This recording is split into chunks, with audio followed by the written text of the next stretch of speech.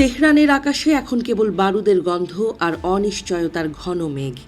দীর্ঘ ৩ দশকেরও বেশি সময় ধরে ইরানের শাসনদণ্ড হাতে রাখা আয়াতুল্লাহ আলী খামেনির আকস্মিক প্রস্থান দেশটির ইতিহাসে এক অভূতপূর্ব শূন্যতার সৃষ্টি করেছে। মার্কিন ইসরায়েল যৌথ হামলায় সর্বোচ্চ নেতার মৃত্যুর খবর নিশ্চিত হওয়ার পর থেকেই পারস্য উপসাগরের তীরবর্তী এই দেশটিতে ক্ষমতার অলিন্দয়ে শুরু হয়েছে তীব্র টানাপোড়েন। একদিকে যেমন ইসলামী প্রজাতন্ত্রের অস্তিত্ব রক্ষার লড়াই চলছে, অন্যদিকে দীর্ঘদিনের চাপা থাকা পরিবর্তনের আকাঙ্ক্ষাও ডানা মেলতে শুরু করেছে।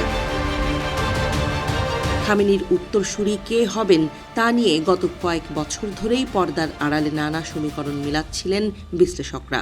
তবে খামেনি নিজে কখনো প্রকাশ্যে কোনো উত্তরসূরির নাম ঘোষণা করেননি। বর্তমান পরিস্থিতিতে রয়টার্সের প্রতিবেদন অনুযায়ী খামেনির মেজ ছেলে ৫৬ বছর বয়সী মোস্তফা খামেনির নাম সব মহলে বেশ জোরালোভাবে আলোচিত হচ্ছে। বাবার কট্টরপন্থী আদর্শের অনুসারী হিসেবে পরিচিত মোস্তফা পর্দার আড়াল থেকে দীর্ঘ সময় ধরে শাসন ব্যবস্থার ওপর নিয়ন্ত্রণ বজায় রেখেছেন, যা তাকে এই মুহূর্তে ক্ষমতার অন্যতম দাবিদার করে তুলেছে। মোস্তফার পাশাপাশি উত্তরসূরি হিসেবে আলোচনায় এসেছেন বিপ্লবের স্থপতি আয়াতুল্লাহ রুহুল্লাহ খোমেনির নাতি হাসান খোমেনি। ৫৩ বছর বয়সী এই ধর্মতাত্ত্বিক গত কয়েক মাসে রাজনীতির মাঠে বেশ সক্রিয় হয়ে উঠেছেন। কট্টরপন্থীদের বিপরীতে হাসান খোমেনিকে কিছুটা মধ্যপন্থী এবং আন্তর্জাতিক মহলের কাছে তুলনামূলক গ্রহণযোগ্য মুখ হিসেবে বিবেচনা করা হচ্ছে। দেশের অভ্যন্তরেও তার প্রতি এক ধরনের সহানুভূতি ও সমর্থন রয়েছে, যা তাকে বর্তমান সংকটে একটি গুরুত্বপূর্ণ বিকল্প হিসেবে উপস্থাপন করছে। তবে রাজপথের দখল কার হাতে থাকবে তা নিয়ে শঙ্কা বাড়ছে ইসলামী রেভলিউশনারি গার্ড কোর IRGC এর ভূমিকায়। খামেনির অবর্তমানে এই শক্তিশালী আধা সামরিক বাহিনীটি বড় ধরনের কোনো অভ্যুত্থান বা ক্ষমতা দখলের চেষ্টা করতে পারে বলে বিশেষজ্ঞরা সতর্ক করেছেন।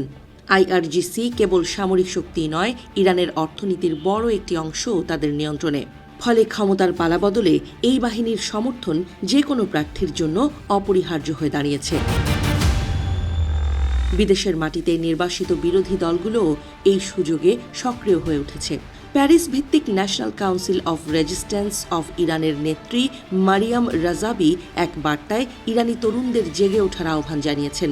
তিনি পরিষ্কারভাবে জানিয়েছেন যে ইরানের জনগণ আর শাহ কিংবা মোল্লাতন্ত্র কোনোটিই চায় না। একটি গণতান্ত্রিক প্রজাতন্ত্র প্রতিষ্ঠার লক্ষ্য নিয়ে রাজাবি তার সমর্থকদের ঐক্যবদ্ধ হওয়ার ডাক দিয়েছেন, যা তেহরানের বর্তমান শাসক গোষ্ঠীর জন্য বড় চ্যালেঞ্জ হয়ে দাঁড়িয়েছে। একই সময়ে দৃশ্যপটে হাজির হয়েছেন ইরানের সাবেক রাজবংশের উত্তরসূরি রেজা পাহলভি। এক্স হ্যান্ডেলে দেয়া এক বার্তায় তিনি বর্তমান পরিস্থিতিকে ইরানের জনগণের জন্য চূড়ান্ত লড়াইয়ের সময় বলে অভিহিত করেছেন। পাহলভি মার্কিন এই অভিযানকে জনগণের বিরুদ্ধে নয়, বরং একটি শাসনের বিরুদ্ধে মানবিক হস্তক্ষেপ হিসেবে বর্ণনা করেছেন। তিনি দেশের নিরাপত্তা বাহিনীকে বর্তমান সরকারের পক্ষ ত্যাগ করে জনগণের পাশে দাঁড়ানোর আহ্বান জানিয়ে এক গণতান্ত্রিক উত্তরণের স্বপ্ন দেখাচ্ছেন। আইনগত প্রক্রিয়ায় ইরানের সংবিধান অনুযায়ী বর্তমানে একটি অন্তর্বর্তীকালীন নেতৃত্ব কাউন্সিল গঠিত হয়েছে। প্রেসিডেন্ট মাসুদ পেজেশকিয়ান, বিচার বিভাগের প্রধান গোলাম হোসেন মোহসেনি ইজেই এবং গার্ডিয়ান কাউন্সিলের একজন সদস্যের সমন্বয়ে গঠিত এই কাউন্সিল আপাতত রাষ্ট্রীয় কার্যাবলী পরিচালনা করবে। তবে স্থায়ী নেতা নির্বাচনের দায়িত্ব ন্যস্ত ৮৮ সদস্যের বিশেষজ্ঞ কমিটির ওপর। এই কমিটির সদস্যরা গোপন আলোচনার মাধ্যমে পরবর্তী সর্বোচ্চ নেতা নির্বাচন করবেন, যা ইরানের ভবিষ্যৎ গতিপথ নির্ধারণ করে দেবে। মার্কিন প্রেসিডেন্ট ডোনাল্ড ট্রাম্পের সাম্প্রতিক মন্তব্য এই পরিস্থিতিকে আরও রহস্যময় করে তুলেছে। তিনি জানিয়েছেন যে ইরানের পরবর্তী নেতার তালিকায় বেশ কিছু ভালো প্রার্থী রয়েছে এবং তিনি জানেন তারা কারা।